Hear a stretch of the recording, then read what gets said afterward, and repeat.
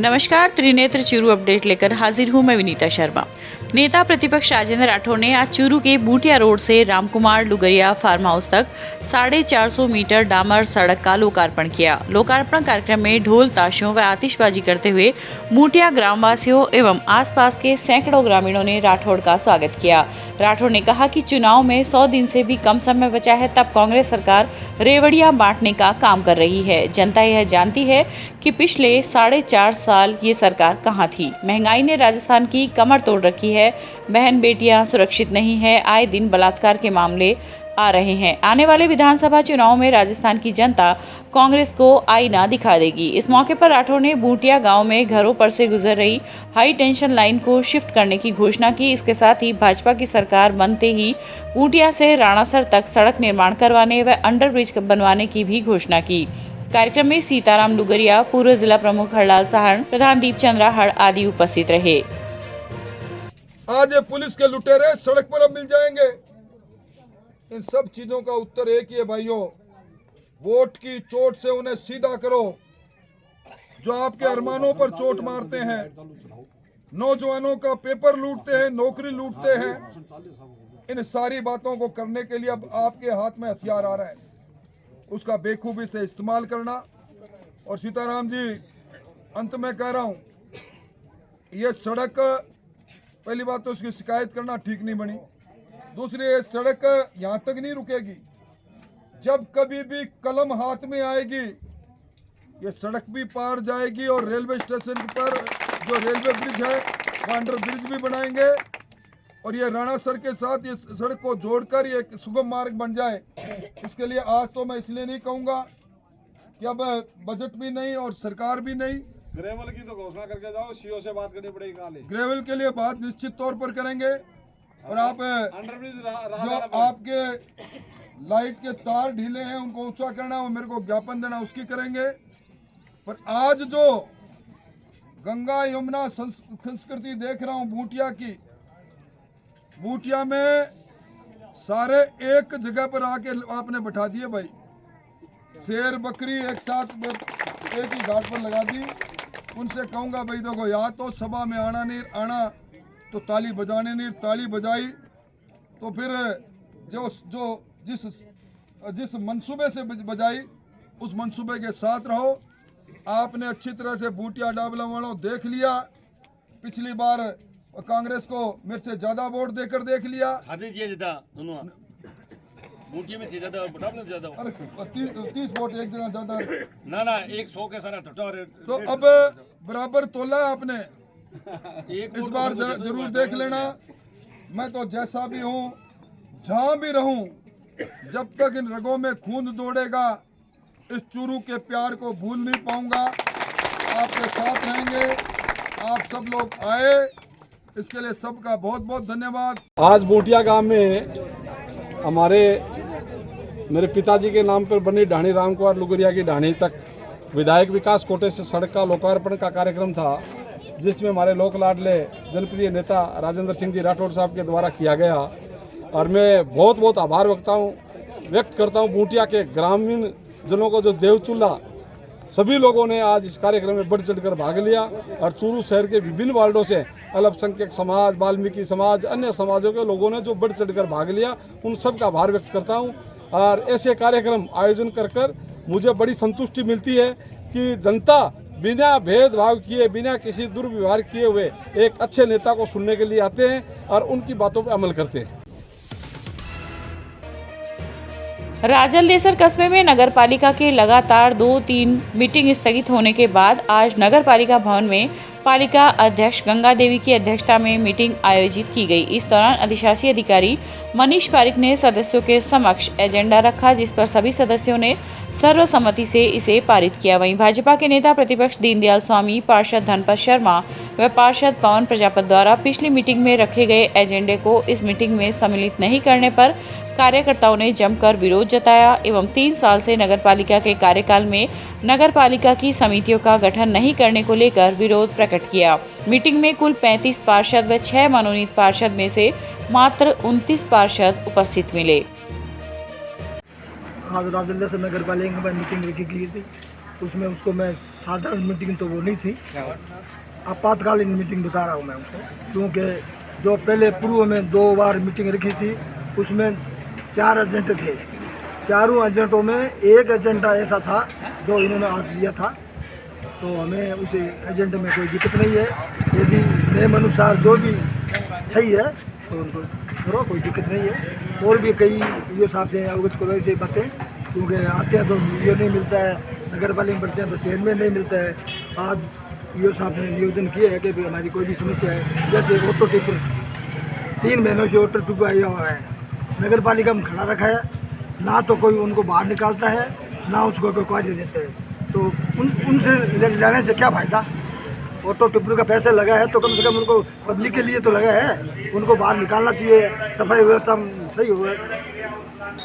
आज ये नगर पालिका साधारण सभा की अत्यावश्यक बैठक आयोजित की गई थी, जिसका एक एजेंडा था 2018 में नियुक्त सफाई कर्मचारियों का स्थायीकरण, जिसमें कुल 41 सदस्यों में से 29 सदस्य आज प्रेजेंट रहे और ये प्रस्ताव सर्वसम्मति से नियमानुसार कार्रवाई करने के परिप्रेक्ष्य में पारित किया गया। इसके अंदर कोई ऐसा कोई पेच डाला है सर, शपथ पत्र का कोई उनके लिए?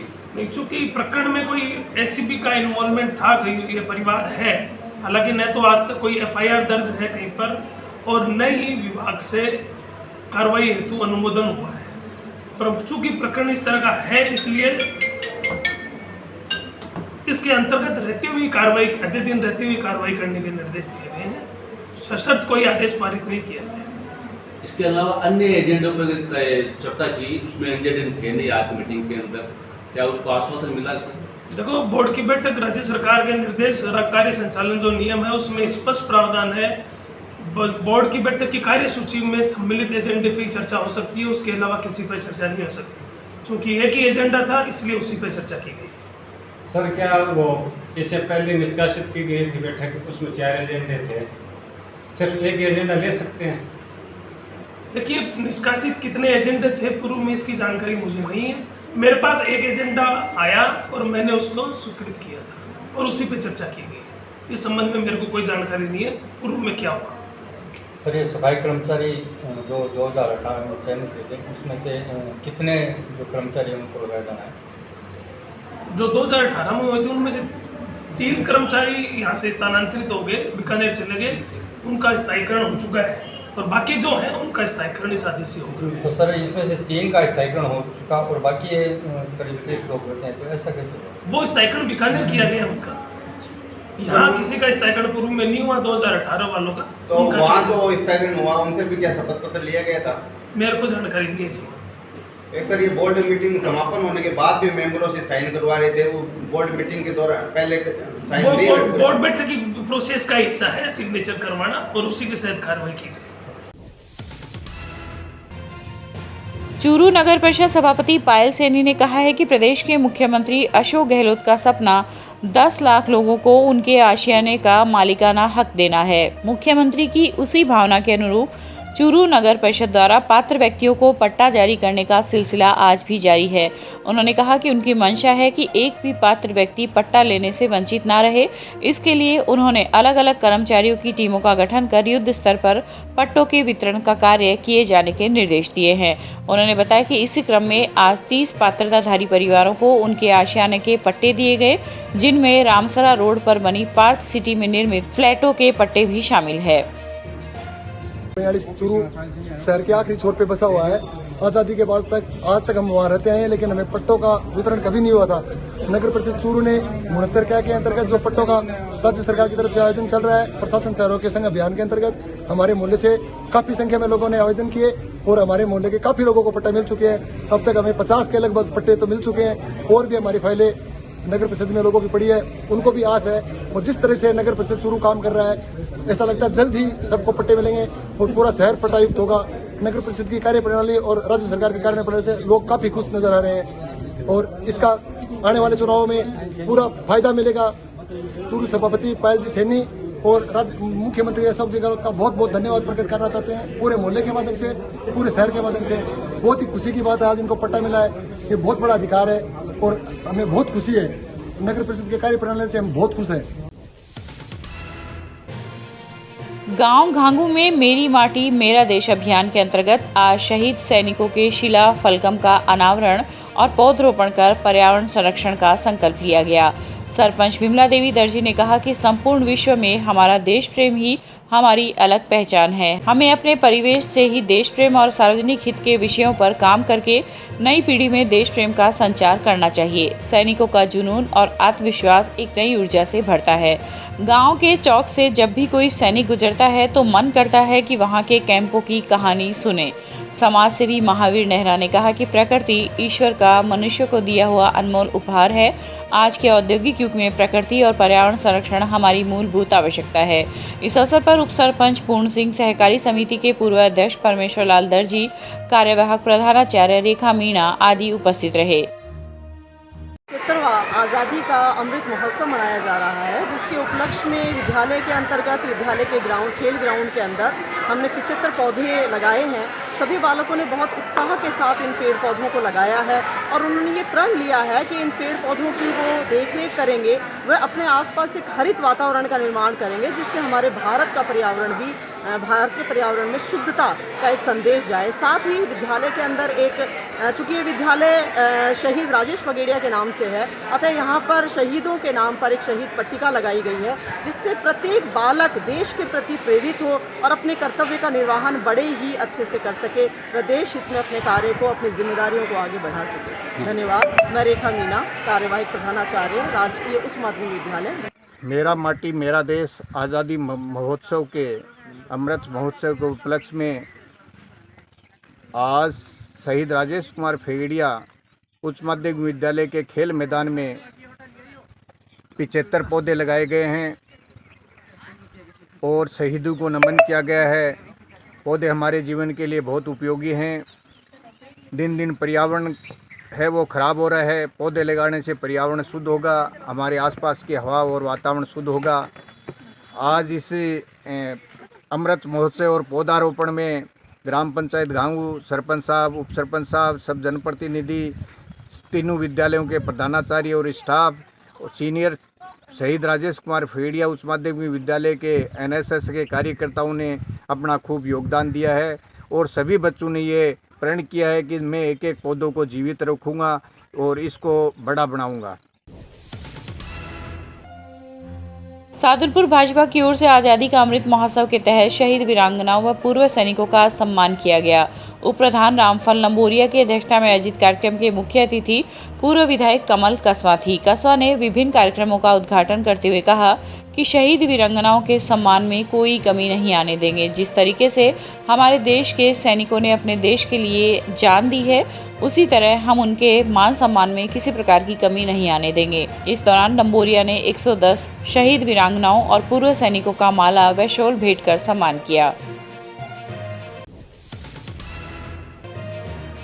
चूरू कलेक्ट्रेट में ग्राम विकास अधिकारी एवं कनिष्ठ सहायक को बीएलओ कार्य से मुक्त करने के लिए राजस्थान सरपंच संघ के पदाधिकारियों ने आज जिला कलेक्टर को एक ज्ञापन सौंपा। सरपंच फोरम अध्यक्ष बलवीर ढाका ने बताया कि पंचायत समिति के ग्राम विकास अधिकारी व कनिष्ठ सहायकों को बीएलओ के रूप में कार्य करने के लिए आदेशित किया गया है, जिसमें ग्राम पंचायत स्तर पर ग्राम विकास अधिकारी एवं कनिष्ठ सहायकों द्वारा आमजन के विशेष कार्य जैसे विवाह पंजीयन कार्य, जन्म मृत्यु पंजीयन कार्य, सामाजिक सुरक्षा, पेंशन कार्य एवं अन्य विभागीय योजनाओं जैसे विभिन्न कार्यों को ग्राम पंचायत मुख्यालय पर रहकर कार्य करना होगा। इन परिस्थितियों को देखते हुए बीएलओ के रूप में विकास अधिकारी एवं कनिष्ठ सहायकों की लगाई गई ड्यूटी से मुक्त कर इनके स्थान पर अन्य कार्मिकों को बीएलओ के रूप में नियुक्त करने की मांग की गई है। इस मौके पर सरपंच कैलाश मेघवाल, पूर्व सरपंच ताराचंद भामू, शिवराण सिंह आदि उपस्थित रहे। माननीय एसडीएम महोदय के द्वारा बीएलओ के पद पे ग्राम पंचायतों में कार्यरत एलडीसी और ग्राम विकास अधिकारियों को नियुक्त किया गया था। उसके विरोध में चूरू सरपंच संघ ब्लॉक शाखा चूरू और ग्राम विकास अधिकारी संघ शाखा चूरू और कनिष्ठ सहायक शाखा चूरू के समस्त कर्मचारी और सरपंचगण यहाँ कलेक्टर साहब से मिले हैं उनकी बीएलओ के पद से हटाने के लिए। जिस बाबत कलेक्टर साहब ने कहा है कि मंडे तक आपके कार्य इसके बात पर विचार करें, इनको हटाया जाएगा। राजल देसर के नायब तहसीलदार एवं कार्यवाहक अधिशासी अधिकारी असलम खान का स्थानांतरण होने पर आज नगर पालिका भवन में उनका विदाई समारोह आयोजित किया गया। कार्यक्रम में नगर पालिका अध्यक्ष गंगा देवी, थाना प्रभारी रतनलाल बारूपाल, कार्यवाहक अधिशासी अधिकारी मनीष कुमार पारिक आदि ने खान का माला, शॉल व साफा पहनाकर सम्मान किया। चेयरमैन पति नानूराम मेघवाल ने कहा कि सेवा करने वाले अधिकारी को जनता हमेशा याद करती है। नगर कांग्रेस कमेटी के अध्यक्ष जब्बार खोकर ने कहा कि असलम खान के कार्यकाल में राजल देसर में सर्वाधिक पट्टे बने हैं। उनकी जितनी प्रशंसा की जाए उतनी कम है। नगर पालिका परिसर में हमारे अधिशासी अधिकारी मनीष जी पारिक का स्वागत किया गया और हमारे यहाँ से नायब तहसीलदार और कार्यवाहक अधिशासी अधिकारी मोहम्मद असलम जी का यहाँ से नियमित जोधा स्थानांतरण हो गया, इसलिए ये कार्यक्रम रखा गया।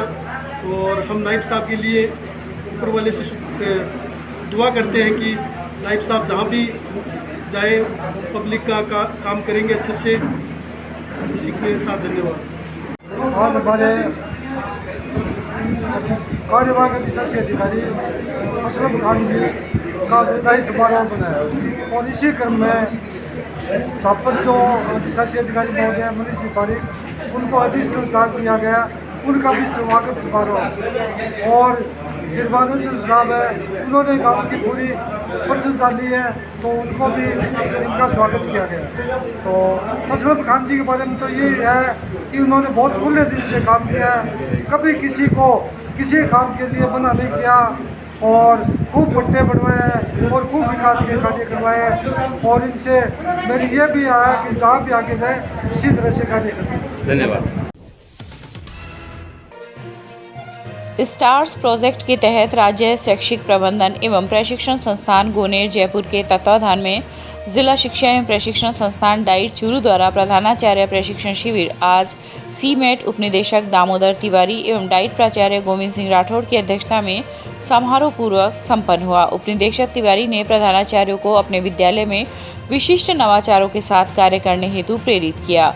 विद्यालयों में क्षमता संवर्धन हेतु समुदायों के सहयोग एवं अभिभावकों से आत्मीय संबंध बनाने पर जोर दिया गया। डाइट प्राचार्य राठौड़ ने प्रधानाचार्यों को अपनी क्षमता पहचानने, शिष्यों को जिज्ञासु बनाने एवं उनको किसी भी क्षेत्र विशेष में विशिष्ट उपलब्धि प्राप्त करने के लिए प्रेरित करने हेतु कहा। इस अवसर पर SRG डॉक्टर चंद्र प्रकाश महर्षि, सरोज पूनिया, संभागी, शिव भगवान सिद्ध आदि उपस्थित रहे।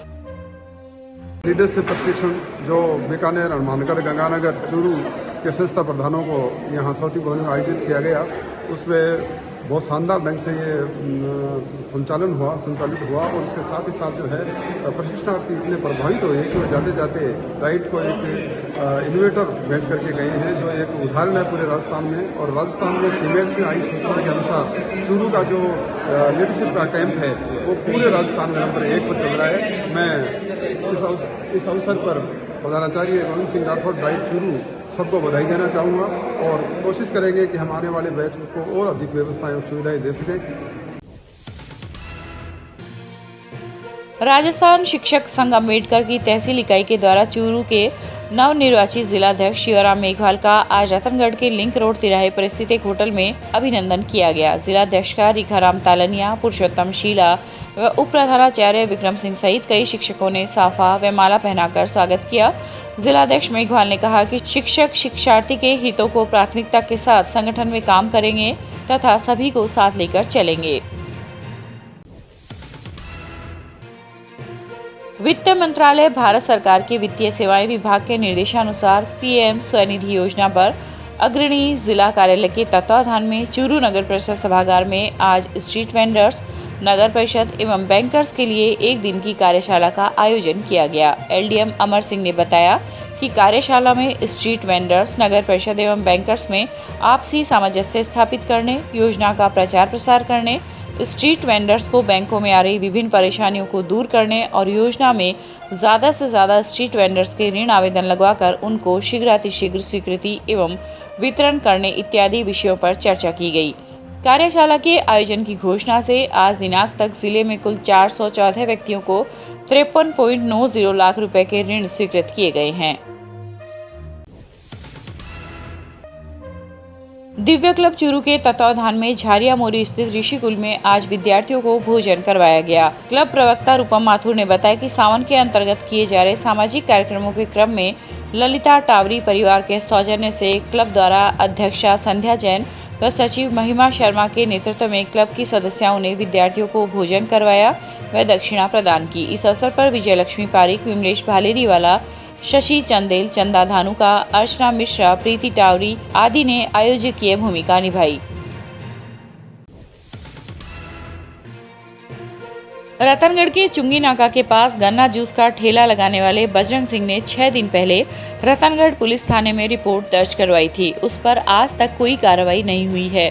ठेले वाले ने बताया कि वह अपना ठेला चुंगी नाका के पास एक मकान में खड़ा करके अपने घर चला जाता है तो रात्रि में पड़ोस में रहने वाले लड़के उसके ठेले पर लगी बैटरी, गले में रखे रुपये व अन्य सामान चुरा कर ले जाते हैं। आज आम आदमी पार्टी के कार्यालय में डॉक्टर संजू बाला को ज्ञापन सौंपकर समस्या के समाधान की मांग की। आज बजरंग जी ने बताया है कि चुंगी नाके पे ये गन्ने के जूस का गड्ढा लगाते हैं और वहाँ उनका गड्ढा रात को खड़ा होता है। उसमें इनके 2-3 दिन पहले चोरी हो गई थी और रोजिना कंटिन्यू कुछ न कुछ सामान इनका चोरी हो रहा है। और ये अपने पुलिस विभाग में गए थे, पुलिस में अपनी रिपोर्ट दर्ज करा के आए हैं, लेकिन अभी तक उनको कोई मतलब आश्वासन नहीं मिला है, न कोई उनकी रिपोर्ट इनके मुताबिक न अभी कोई जांच हुई है और न इनकी कोई चोरी पकड़ी गई है, न इनको कोई आश्वासन मिला है। इसलिए आज ये हमारी जो विभिन्न समस्या समाधान कार्यालय है इसमें अपनी समस्या बताने आए हैं।